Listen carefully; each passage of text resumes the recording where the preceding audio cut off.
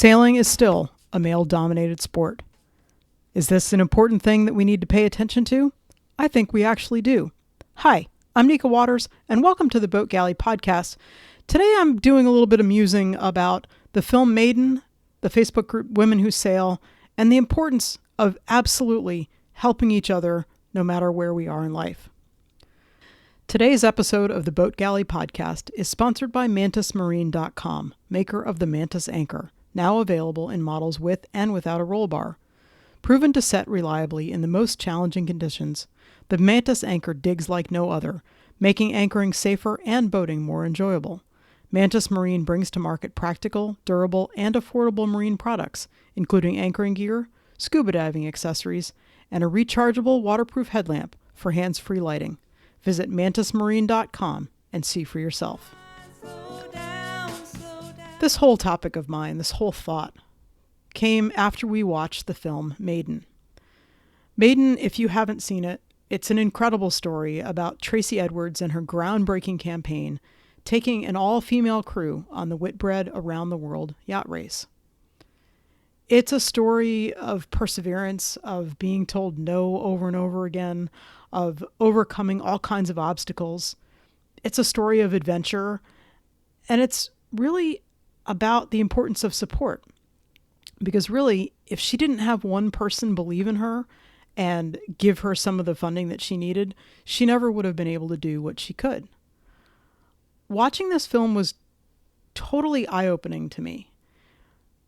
From the way that they talked about themselves, all the women on the team, they talked about themselves girl, and other people use the term girl, and I'm not sure if that's a British thing, if that you call people girls, but certainly it feels derogatory as I listen to it now.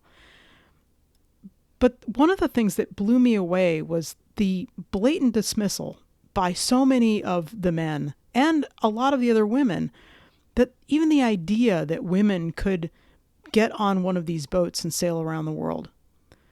There were interviews with journalists who covered that race. One of the terms that they used was a tin full of tarts.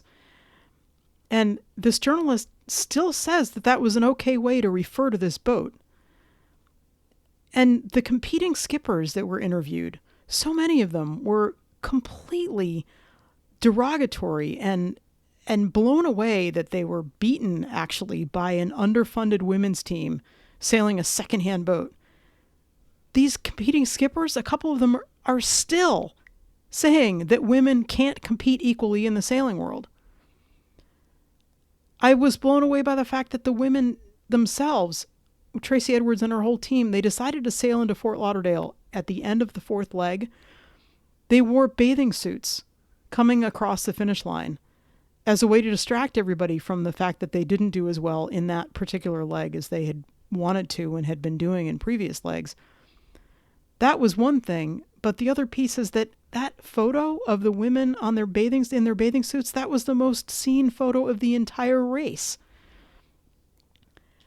And I will say, watching the video footage of Maiden sailing into Southampton to finish the race, if you don't have tissues handy when you watch that, if you don't need them, well, you've got a different constitution than I do, I'll just say. The other thing I find amazing is that this film just came out. It released in 2019. 2018, 2019, I'm not 100% sure. But the race that it depicts and the race that it shows, it's not from the 20s or the 30s or the 50s or the 60s, but a race that started in 1989. I had graduated from high school in 1989. I don't think of it as being that long ago. It's really easy to forget that in 1989, there had never been an all-female team. It's also really important to remember how important the groundbreaking is. Women have a long way to go still, but boy, have we come a long way. And every step we take forward is because somebody before us did something like Tracy Edwards going and getting a whole crew of women to go on the Whitbread Around the World race.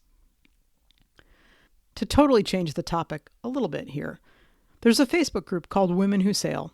It was started, I think, about 9 years ago by Charlotte Kaufman when she asked a question about how to store jewelry on her boat. And she asked this question on another sailing site, only to get skewered, absolutely skewered by men who said, well, if you need jewelry, then you're not actually sailing. Well, there are an awful lot of women who are out cruising and sailing around and racing with jewelry on. So why shouldn't you be able to have your jewelry on board? If somebody asked a question about tool storage, would they get skewered? I don't think so. It's not that jewelry is tools, but maybe it is for some people. But what's the big deal? Anyway, the premise behind the group Women Who Sail, and yeah, side note, I am a very proud member of the admin team for that group, is that it needs to be a place and is a place for females, there are no men allowed, to have a safe place to ask questions about any and all aspects of life aboard or life on the water. We don't care, despite the title, we don't care if your life on the water involves kayaks and rowboats or powerboats, but the whole point is that as women, we often have some different questions and some different concerns and different things that we'd like to ask about. And Charlotte wanted to set up, and the admin team, as we are now, we want to set up a safe place, and we feel like we've done a pretty good job, to discuss any and all aspects of life aboard. No matter what your experience level or subject matter.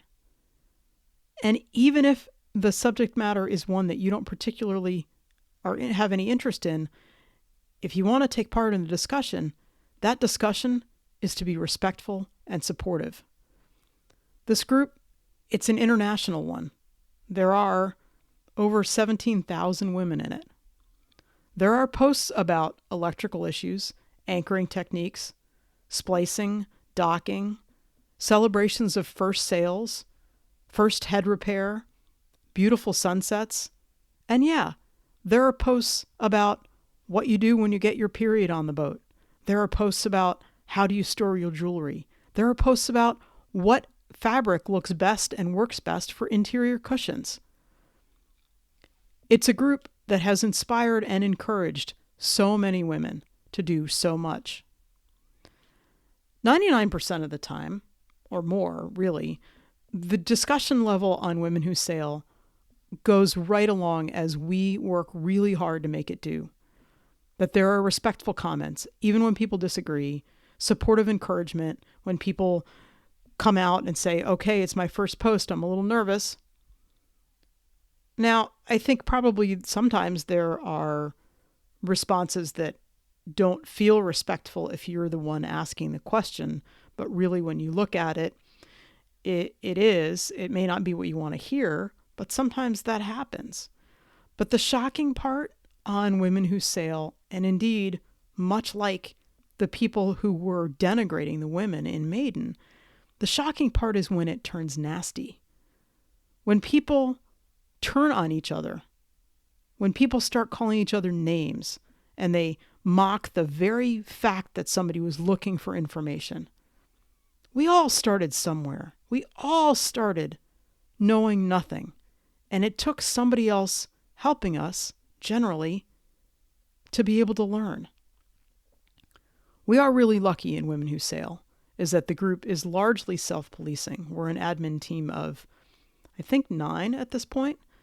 Luckily, a lot of our members are very, very cautious and careful and protective of the space that we have.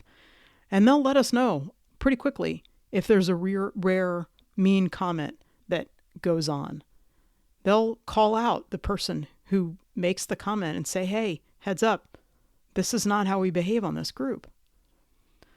But really, what I don't understand is what is it good? What good does it do? How does it help to tear anybody else down? Why do those male skippers interviewed in Maiden still in 2018 or 2019, whenever the film was put together, why do they still feel the need to say that women can't do hard things when it was just proven that, yes, women can do hard things? Why does anybody feel the need to rip apart colleagues and peers? How does making someone else feel small make any of us better at all? There's a term that's out there that's called a rising tide floats all boats.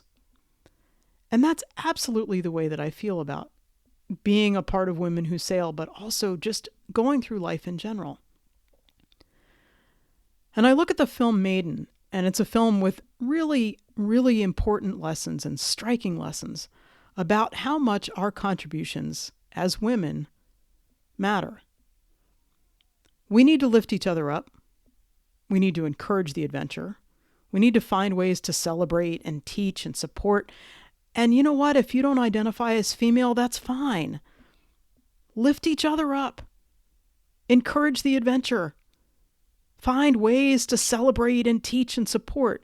Because what on earth does any of us have to lose by working that way?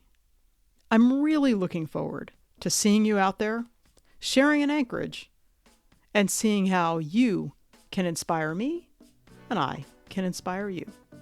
Have a fantastic week. Thanks so much for listening to the Boat Galley podcast. We love it when you tune in. Have you shared it with your friends yet?